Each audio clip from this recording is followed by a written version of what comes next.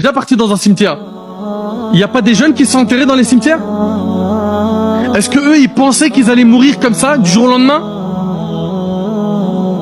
Nombreux sont les jeunes qui sont morts pendant leur sommeil. Pendant leur sommeil. D'autres, crise cardiaque.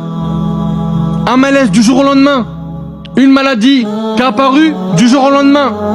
Il y a une question qu'on doit tous se poser. C'est si l'ange de la mort vient prendre ton âme tout de suite, pendant que je suis en train de parler là, maintenant, est-ce que tu as un capital de bonne action suffisant pour sauver ta peau le jour du jugement? Réponds à cette question et sois concret avec toi-même. Sois sincère. Est-ce que là, si tu meurs, est-ce que si je meurs, ce qu'on a comme bagage suffit?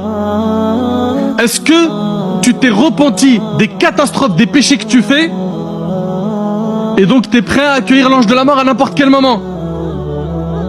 Tous, on a peur de rencontrer l'ange de la mort. On a peur de la mort. On fuit la mort. Mais la mort ne prévient pas. Et la mort ne fait pas de différence entre un riche, un pauvre, un grand, un petit.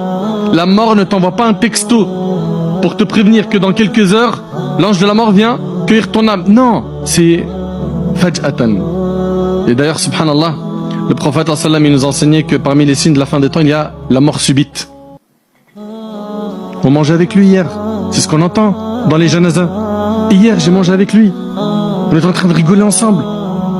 Subhanallah, j'arrive pas à y croire. Il est mort. C'est pas les phrases qu'on entend. Mais ces phrases-là, un jour, on va les dire pour toi et moi. Et la question qu'on doit se poser, c'est Yawm al-Qiyamah. Est-ce que mes œuvres, mes bonnes actions vont peser lourd dans la balance des hasanat, oui ou non?